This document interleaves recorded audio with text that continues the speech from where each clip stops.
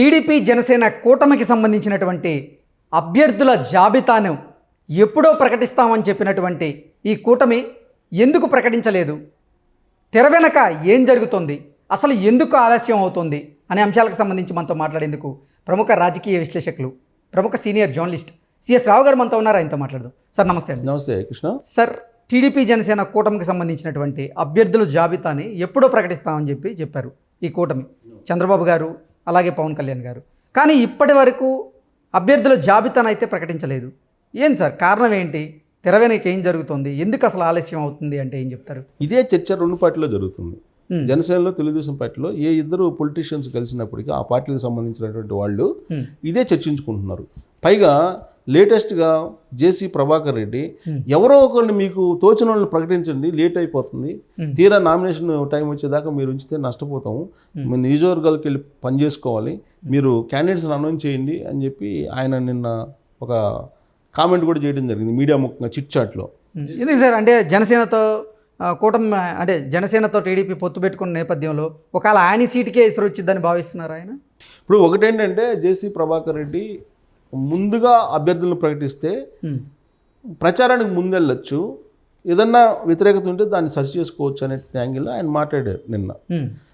At the same time Janasena Telugu Desam party పొత్తుంది, దాన్ని కూడా మీరు అనౌన్స్ చేయండి, ఎక్కడెక్కడ సీట్లు ఇస్తున్నారు జనసేనకి, ఎక్కడెక్కడ తెలుగుదేశం పార్టీ వాళ్ళు ఉంటారు, ఎక్కడ జనసేన వాళ్ళు ఉంటారు అని తెలిస్తే ఎక్కడెక్కడ త్యాగం చేయాల్సి వస్తుందో, ఇప్పుడు తెలుగుదేశం పార్టీ వాళ్ళు త్యాగం చేయాలి కదా, జనసేనకి త్యాగం చేయాల్సి వస్తుంది, దానికి మానసికంగా సిద్ధపడతారు, కాబట్టి ఇన్ని ఉన్నప్పుడు మీరు అనౌన్స్ చేస్తే మంచిది అని చెప్పి ఆయన అభిప్రాయాన్ని ఆయన చెప్పారు, వ్యక్తిగతమైనటువంటి అభిప్రాయాన్ని. అయితే ఇక్కడ సరే వాళ్ళ అభిప్రాయం ఎలా ఉన్నా కానీ అందరిలో కూడా అదే ఉంది, రెండు పార్టీల్లో కూడా. అయితే ఇక్కడ జనసేన తెలుగుదేశం పార్టీ అలయన్స్ అనేది చంద్రబాబు నాయుడు రాజమండ్రి సెంట్రల్ రిమాండ్లో ఉన్నప్పుడు కన్ఫర్మ్ అయిపోయింది అఫీషియల్గా.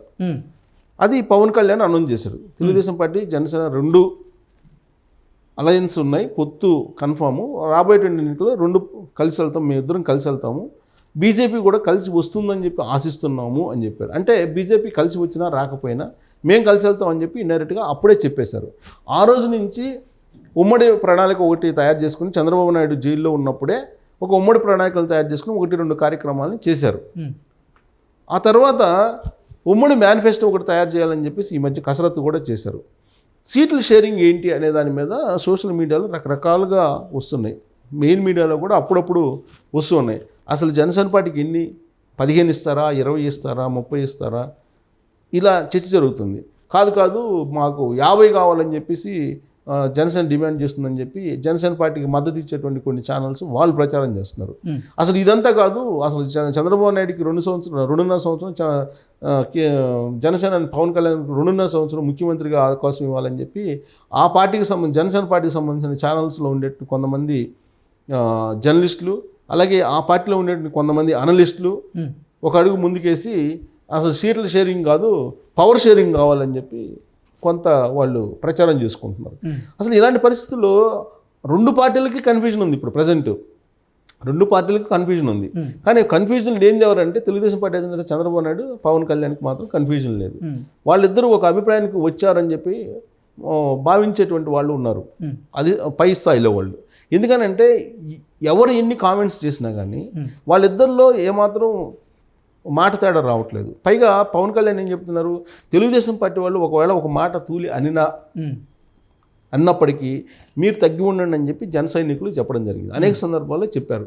ఇంకోటి ఏంటంటే పొత్తు, సీట్ల షేరింగు వీటన్నిటి నాకు వదిలిపెట్టేయండి, మీకు సంబంధం లేదు, అవన్నీ నాకు తెలుసు, నేను ఏ నిర్ణయం తీసుకుంటానో దాన్ని మీరు ఫాలో అవ్వండి, ఫాలో కాలనేటువంటి వాళ్ళు మీరు పార్టీని వదిలిపెట్టిపోయినా పర్లేదని చెప్పి చాలా క్లియర్గా పవన్ కళ్యాణ్ చెప్పడం జరిగింది. నాకు ఇప్పుడు నాతోటి నడిచేటువంటి వాళ్ళు మాత్రం నాతోటి రండి, సో నాతోటి నడిచి నేను కావాలనుకుంటున్నటువంటి వాళ్ళు నేను తీసుకునే నిర్ణయానికి కట్టుబడి ఉండండి, పొత్తులు సీట్ల షేరింగ్ అనేది మీకు అసలు సంబంధం లేదు, మీరు ప్రస్తావించొద్దని చెప్పాడు. అయినప్పటికీ కూడా జనసేనకు సంబంధించినటువంటి చాలామంది ఈ సోకాళ్ళు కొంతమంది లీడర్లు కొంతమంది ఉన్నారు, వాళ్ళు సీట్ల షేరింగ్ అని పవర్ షేరింగ్ అని ఇట్లా రకరకాల కన్ఫ్యూజన్ క్రియేట్ చేస్తూ ఉన్నారు. సో వాళ్ళల్లో కూడా ఇప్పుడు వైఎస్ఆర్ కాంగ్రెస్ పార్టీ కోర్టులో ఉన్నారనేది జనసేన పవన్ కళ్యాణ్కి అనుమానం. ఈ కోర్టులు ఉన్నారు, వైఎస్ఆర్ కాంగ్రెస్ పార్టీ కోర్టులు ఎవరైతే ఉన్నారో వాళ్ళు పవర్ షేరింగ్ అనే దాన్ని హైలైట్ చేస్తున్నారు. అసలు సీఎం పదవి నాకు వద్దని చెప్పి ఎప్పుడో చెప్పాను అని చెప్పి పవన్ కళ్యాణ్ ఎప్పుడో చెప్పాడు. పవన్ కళ్యాణ్ అనేక సందర్భాల్లో చెప్పారు సీఎం పదవి నాకు అవసరం లేదు, రాష్ట్ర ప్రయోజనాలు నాకు ముఖ్యం, సీఎం పదవి నాకు ముఖ్యం కాదు, రాష్ట్ర ప్రయోజనాలు ముఖ్యం అని చెప్పి చెప్పారు. వీళ్ళు కొంతమంది వైఎస్ఆర్ కాంగ్రెస్ పార్టీకి సంబంధించిన కోర్టులు జనసేనలో ఉన్నటువంటి వాళ్ళు పవర్ షేరింగ్ అనేది తీసుకొచ్చినప్పుడు వాళ్ళ ప్రజలు తట్టుకోలేక ఆయన ఏమన్నాడంటే ఇస్తే కాదన్న కానీ నాకైతే అవసరం లేదు, రాష్ట్ర ప్రయోజనాలు ముఖ్యమని ఆయన చెప్పాడు. సో ఇలాంటి పరిస్థితుల్లో అటు తెలుగుదేశం పార్టీ ఇటు జనసేన రెండు కూడా సీట్ల షేరింగ్ విషయంలో ఒక క్లారిటీకి వచ్చాయా అని అంటే ఈ సోషల్ మీడియా వేదికగా చేసుకొని వస్తున్నటువంటి లిస్టులు కానీ లేదా సోషల్ మీడియా వేదికగా చేసుకున్న న్యూస్ కానీ ఇవన్నీ కూడా కేవలం ఈ స్పెక్యులేషన్స్ తప్ప నిజం కాదు. చంద్రబాబు నాయుడికి జనసేన పవన్ కళ్యాణ్కి మాత్రమే తెలుసు ఎన్ని సీట్లు షేరింగ్ ఉంది, ఎక్కడెక్కడ జనసేన పోటీ చేస్తుంది అనేది వాళ్ళిద్దరికి మాత్రమే తెలుసు, ఎన్ని ఎంపీ సీట్లు ఎన్ని ఎమ్మెల్యే సీట్లు అనేది. మరి ఎందుకు సార్ అసలు అంటే ఈ కూటమి అభ్యర్థుల జాబితాని ప్రకటించడానికి ఎంత ఆలస్యం అవడానికి గల కారణం ఏంటి? సో ఆలస్యం అవుతుంది ఎందుకంటే ఫస్ట్ ఇటీవల కాలంలో సంక్రాంతి సందర్భంగా వాళ్ళిద్దరు మీట్ అయ్యారు చంద్రబాబు నాయుడు అలాగే పవన్ కళ్యాణ్ ఇద్దరు కూడా మీట్ అయ్యారు, అంతకుముందు కూడా మీట్ అయ్యారు. మీట్ అయిన సందర్భంగా ఇప్పుడు కొంతమంది వైఎస్ఆర్ కాంగ్రెస్ పార్టీ నుంచి తెలుగుదేశం పార్టీలోకి అలాగే జనసేనలోకి వచ్చేటువంటి వాళ్ళు ఉన్నారు. వాళ్ళల్లో ఒకవేళ సీటు డిమాండ్ చేసి సీటు ఇవ్వాల్సి వస్తే ఇవ్వాల్సి ఉంటుంది, అందుకు కొంత వెయిట్ చేస్తున్నారేమో అనేది ఒక కాజు. రెండు అంటే వైఎస్ఆర్సీపీ లిస్ట్ మొత్తం రిలీజ్ చేసిన తర్వాతే వీళ్ళ లిస్ట్ రిలీజ్ చేసే అవకాశం ఉందంటారు, అది కూడా రెండో కారణం. అందుకే ఇప్పుడు ఆల్రెడీ జగన్మోహన్ రెడ్డి ఏం చేస్తున్నారు, మార్చేస్తున్నారు, చాలా మందిని మార్చేస్తూ ఉన్నారు ఆయన. చాలా మందిని మార్చేస్తూ కొంతమంది సామాజిక వర్గాలకు అన్యాయం చేస్తున్నాడు ఆయన అనేది కూడా ఒకటి తెర మీదకి వచ్చింది. సో ఇప్పుడు దాదాపు 50 మందిని 4 లిస్టుల్లో మార్చేస్తారు, 10 మంది ఎంపీలని 50 మంది ఎమ్మెల్యేలను మార్చేశారు, ఇంకా ఇంకొక 30-40 మందిని మార్చేసే అవకాశం ఉందని చెప్పి కూడా వినిపిస్తుంది. ఈ మొత్తం గందరగోళం అంతా ఒకదిగిన తర్వాత జగన్మోహన్ రెడ్డి ఫైనల్ లిస్ట్ వచ్చిన తర్వాత ఒకేసారిగా అటు తెలుగుదేశం పార్టీ ఇటు జనసేన అభ్యర్థులను ప్రకటించేటువంటి అవకాశం ఉంది అనేది కూడా ఒకటి వినిపిస్తుంది. ఎందుకంటే ముందుగా ప్రకటిస్తే అటు తెలుగుదేశం పార్టీ జనసేన నాయకుల్ని ఆల్రెడీ తెలుగుదేశంలో కూడా కాంపిటీషన్ ఉంది. ఇప్పుడు ఇక్కడ ఉన్నటువంటి వాళ్ళు టికెట్ రానటువంటి వాళ్ళు ఒకవేళ మళ్ళీ వైఎస్ఆర్ కాంగ్రెస్ పార్టీలోకి వెళ్ళేటువంటి అవకాశం ఉందేమో అనేటువంటిది ఒక ఆలోచన. ఇంకోటి ఏంటంటే జనసేనకి అన్ని చోట్ల ఇప్పుడు వాళ్ళు ఏదో 15-20 తీసుకునే అవకాశం ఉంది, ఆ 15-20 చోట్ల కూడా గెలిచేటువంటి అభ్యర్థులు లేరు చాలా చోట్ల. సో వైఎస్ఆర్ కాంగ్రెస్ పార్టీ నుంచి వస్తారేమో అనేటువంటి ఒక ఆలోచన చేస్తున్నట్టు అనిపిస్తుంది, అందుకే వెయిట్ చేస్తున్నారు అనేది. ఎందుకంటే బాలశౌరి ఉన్నారు, బాలశౌరి మచిలీపట్నం సంబంధించిన వైఎస్ఆర్ కాంగ్రెస్ పార్టీ ఎంపీ, ఆయన జనసేనలోకి చేరుతున్నారు. సో ఇలా కొంతమంది జనసేనలోకి వస్తున్నారు. ఆల్రెడీ గాజువాకలో కూడా జనసేనలోకి ఒక అతను రావడం జరిగింది వైఎస్ఆర్ కాంగ్రెస్ పార్టీ నుంచి. ఇంకా అసలు ఎంతమంది వస్తారో తెలియని పరిస్థితి.